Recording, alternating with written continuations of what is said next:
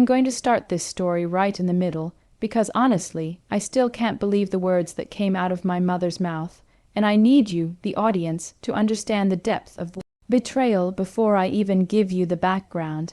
So I was standing in their living room, my childhood home, which suddenly felt like ground zero for an emotional nuclear bomb, and my mother was trying to put on this face of weary martyrdom, wiping a non-existent tear as she dropped the line that shattered my entire life plan.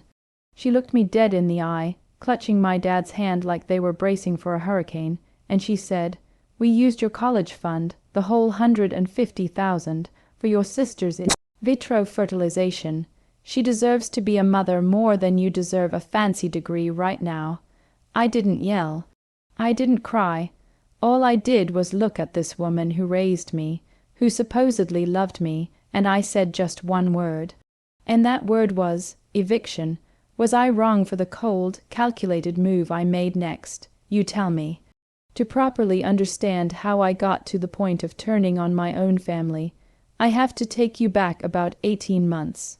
My name is Alex, and I'm 22. I'm the younger child, the planner, the academic one. My older sister, Clara, is 32. She's always been the family favorite, the artistic, free-spirited one, the one who struggled a little more, and consequently, the one who always seemed to need rescuing. I've never resented her, not really. I always just accepted that I was the low-maintenance kid, the one who was supposed to be okay because I planned everything out. My dream was to go to the University of Chicago and study political science. I'd worked my tail off through high school, kept a 4.0 GPA, aced the SAT, and lined up several scholarships. The one thing I didn't have to worry about was tuition, because my parents had established a $529 college savings plan for me when I was born, and it had grown into a comfortable nest egg, a little over $150,000, which was exactly enough to cover 4 years of the expensive private education I craved. I knew the money was there. I'd even seen the statements. It was my asterisk money, earmarked and set aside for my asterisk future. Clara, on the other hand, had gotten married 5 years ago to a great guy named Mark. They'd been trying to conceive for about 3 years with no luck. It was heartbreaking to watch. Clara became consumed by the desire to have a baby. She went through every test, every treatment, and finally, the doctor delivered the news. They would need IVF, and probably multiple rounds, as her fertility issues were quite severe. The cost was astronomical. We're talking $25, $0 to $30, $0 per round, not including medication. Mark had a decent job, but they had a mortgage and student loans, and their savings were depleted after the initial, less invasive treatments. This is where the subtle pressure began. At first, it was just my mother making comments over Sunday dinner. "It's just so sad, Alex. Clara would be such a beautiful mother. That little grandbaby would bring us all so much joy." Then came the more direct hints. "You know, Mark and Clara are thinking about selling their house just to afford the first round of IVF. It breaks my heart." I would nod sympathetically, but I didn't offer anything because, well, I didn't have $30, $0 to spare, and I certainly wasn't going to jeopardize my college savings. I had told them for years that my fund was off limits, that I was depending on it. My parents always assured me, of course, "Alex, that money is yours. We would never touch it." But I started noticing things change. My parents were always making excuses to visit Clara and Mark. The conversations were always hushed. My dad, who is usually the most transparent man alive, started avoiding my eyes. About 9 months ago, I got my acceptance letter from UChicago, my dream school. I was ecstatic. I remember practically sprinting to my parents' house, waving the thick envelope. They were happy, yes, but their reaction felt muted, somehow dampened. My mother hugged me, but her smile didn't reach her eyes. Later that night, I overheard my father on the phone, his voice tight and low. I couldn't make out much, only snippets. It's the only way, Margaret. We have to do this for her. And he's just going to have to understand. It's family. I dismissed it, telling myself they were talking about something unrelated, maybe a distant relative's crisis. But a knot of worry tightened in my stomach. The deadline for my Chicago deposit and first tuition payment was fast approaching, about 4 weeks out. I needed to access the 529 account. This is the crucial moment, the moment I should have smelled the rat, but I was so wrapped up in the excitement of my future. I called the investment firm to confirm the withdrawal procedure, and they told me the funds could only be released to the asterisk account holders asterisk, my parents. No problem, I thought.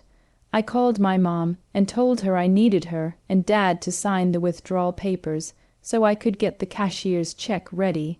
There was a pause on the line that lasted an eternity, a deep, heavy silence that felt like the sound of a guillotine blade hitting the block.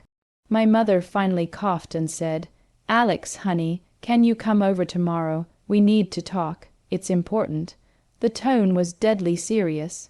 I felt the blood drain from my face. I knew, somewhere deep down, I already knew what they were going to say. I drove over there the next day, bracing myself for a confession of debt or a financial setback. Nothing could have prepared me for the sheer audacity of the truth. When I sat down, my dad cleared his throat and my mom took the lead. She explained in painstaking, sickening detail that they had taken $30 out 6 months ago for Clara's first round of IVF, assuring me it was just a loan and they would pay it back.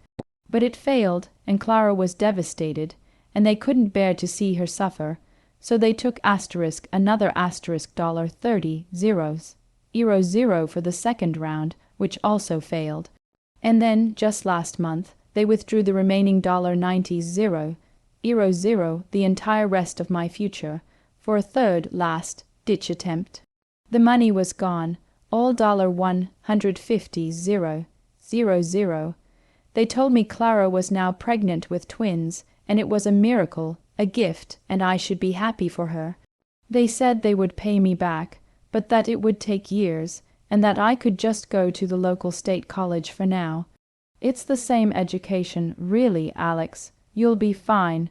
Your sister, she needed this. We did it for family.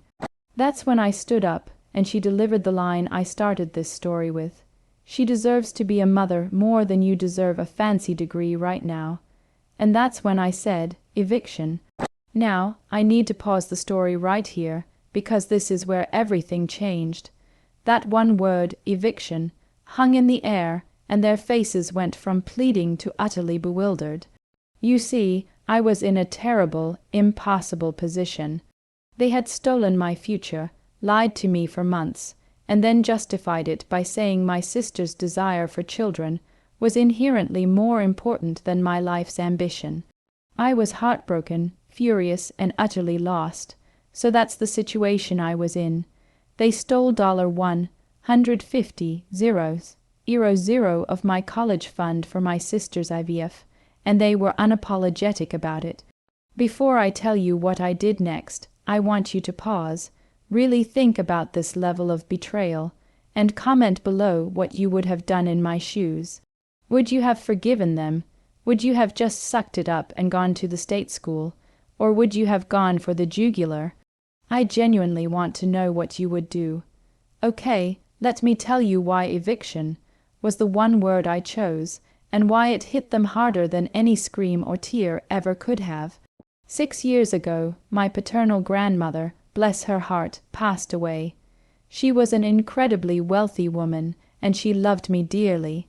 She had owned the house my parents were currently living in, a beautiful, paid-off home that was the center of our family life. In her will, she made a very specific provision. The house was to be placed into a trust. My parents could live their rent, free for the rest of their lives. Provided they meticulously maintained the property, and here's the kicker, they were barred from taking out any mortgages. HELOCs, or using the house as collateral for any asterisk loans whatsoever. If they violated the terms of the trust, or if they tried to sell the house, or if they were found to be financially dependent on anyone other than themselves, e.g., if a creditor tried to claim the house due to my parents' other debts, the house was automatically transferred out of the family trust and directly into the sole ownership of the designated primary beneficiary. That beneficiary was me. Grandma, you see, was a shrewd businesswoman who distrusted my parents' casual approach to money. She wanted to ensure they always had a roof over their heads, but she also wanted to protect her asset for the next generation, me. My parents thought they were safe because they weren't selling the house or taking out a mortgage asterisk on asterisk the house. But there was a sub-clause in the trust, a little-known provision that I had only recently discovered and had been keeping close to my chest. The trust stipulated that if the primary beneficiary, me, ever suffered a significant, measurable, and sudden financial loss asterisk due to the actions asterisk of the occupants, my parents, and the loss was directly related to funds intended for my future, beneficiary could petition the trust's executor to enforce a default, initiating the transfer of the property to me. Essentially, Grandma had built in a betrayal clause to protect my inheritance from their financial recklessness. After my mom confessed, I simply pulled out the thick manila envelope I had brought with me. Inside were notarized documents from the executor of the trust, my grandmother's corporate lawyer, who I had been discreetly consulting for weeks. I had prepared everything. I had detailed bank statements proving the $150,000 withdrawal from the 529 account, a sworn statement from the 529 investment firm detailing the account closure, and the full, detailed trust document highlighted at the betrayal clause. I placed the documents on the coffee table. "You violated the trust, Mom," I said, my voice steady, devoid of emotion. "You took my college fund. You made me suffer a significant financial loss directly related to funds intended for my future, and by doing so, you defaulted on the terms of the agreement. As of 9 a.m. this morning, the deed to this house was legally transferred to my name. You have 30 days to vacate the premises." The reaction was immediate and terrifying. My mother shrieked, a sound full of raw, wounded disbelief, and she collapsed onto the couch. My father lunged for the papers, his face purple with rage, but I was already backing toward the door. "Dad," I warned, "if you touch me, I'll call the police, and I'll make sure this is noted as a hostile takeover. This is my house now. I did what I had to do to secure the only part of my future you hadn't managed to steal yet. I left them there, sitting amidst the ruins of their own making. The aftermath was exactly what you'd expect. Clara called me every name under the sun, accusing me of caring more about money than my own sister and my unborn niece and nephew. She cried that I was destroying their parents just when she was finally going to be happy. I kept my phone off for 3 days. When I finally called the executor, he confirmed my parents had received the formal eviction notice. They had also spoken to their own lawyer, who confirmed the trust was iron-clad. Grandma's clause had been brilliant and ruthless. They had nowhere to go. They called me repeatedly, begging, pleading, promising they would sell a kidney to pay me back. I was firm. The house is my future now. You destroyed one inheritance, I secured the other. You can pay me back the $150,000 asterisk after asterisk. You find a new place to live, and not a moment before. Ultimately, my parents were forced to move into a tiny, overpriced rental apartment near Clara. My sister and Mark, despite the pregnancy, had to pour their remaining savings into helping their parents get settled, which caused a huge strain on their marriage. The twins were born healthy, which I am genuinely happy about, but the entire family dynamic has been irreparably damaged. I used the house as collateral to take out a low-interest loan, which covered my full 4 years at U Chicago. I rented out the house to a wonderful family, and the monthly rent covers the loan repayment and leaves me with a small income stream. I got my degree, my future, and my revenge. I haven't spoken to my parents or my sister in 6 months, though I still get the occasional venomous text from Clara. It's been a painful, lonely journey, but I'm now a senior in college, and I realize the biggest lesson here is that sometimes protecting yourself is the hardest thing you have to do. I didn't get what I wanted, the money, but I got something far more valuable, independence and the knowledge that I will never be dependent on people who prioritize one child's happiness over the other's whole future. The moral of this story is simple. Trust is earned, not given, even in family. When someone shows you who they are, believe them, and when they steal your future, you are justified in taking back control, no matter the cost. If you were on my side through this whole ordeal, make sure you * like this video * right now. * subscribe for more stories like this **. I've got a lot more where that came from. And please, **, share your final thoughts on this whole mess in the comments section **. I need to know if I'm crazy or if I'm just smart. I'll see you all in the next story.